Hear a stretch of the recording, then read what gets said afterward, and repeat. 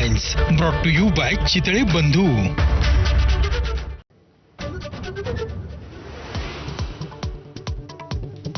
दिवंगत सरपंचांचे भाऊ धनंजय देशमुख आज भगवानगडावरती जाणार. महंत नामदेव शास्त्री यांची घेणार भेट.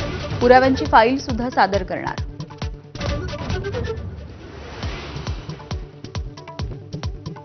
नामदेव शास्त्रींनी धनंजय मुंडेंना दिलेल्या पाठिंब्यावरती प्रतिक्रिया देणं पंकजा मुंडे यांनी टाळलं, तर गडावरच्या माणसांनी शेवटच्या माणसाचं सुद्धा ऐकलं पाहिजे, आव्हाडांचा सल्ला.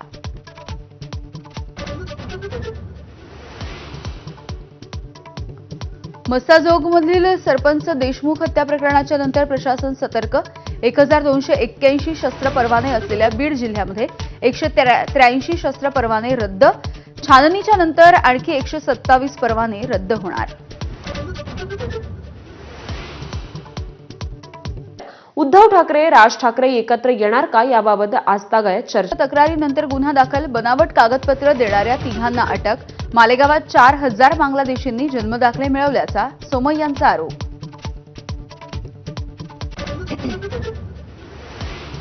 आता जोडायची वेळ आहे. एबीपी माझाच्या मुलाखतीमध्ये मंत्री संजय शिरसाट यांचं मोठं वक्तव्य.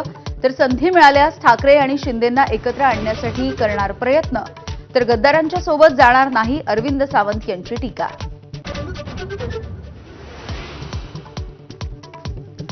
बजेटमध्ये मोदी सरकारचं नोकरदारांसाठी मोठं गिफ्ट. 12 लाखांपर्यंतचं उत्पन्न करमुक्त.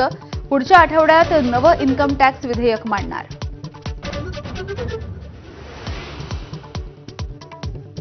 रेल्वेसाठी बजेटमध्ये 2,52,000 कोटींची तरतूद.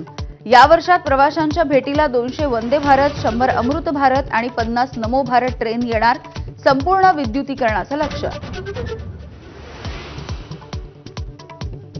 बजेटमध्ये महाराष्ट्रासाठीच्या घोषणेतल्या आकडेवारीमध्ये तफावत.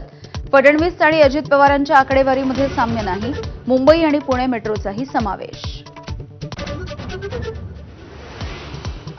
चंद्रपुरातील वाघांच्या शिकारीसाठी कुख्यात टोळी मेघालयच्या आंतरराष्ट्रीय तस्करांच्या संपर्कात. म्होरक्या अजित राजगोंड. मेघालयच्या लालनेई संघसोबत कोट्यवधींचे व्यवहार. देशभरातील व्याघ्र प्रकल्पांना रेड अलर्ट. मुंबईत वानखेडेवरती इंग्लंडसोबत 5वा T20 सामना आज होणार. भारताला मालिका 4-1 ने जिंकण्याची संधी. Headlines brought to you by Chitale Bandhu. ब्रेकनंतर बुलेटिनमध्ये तुम्हा सगळ्यांचं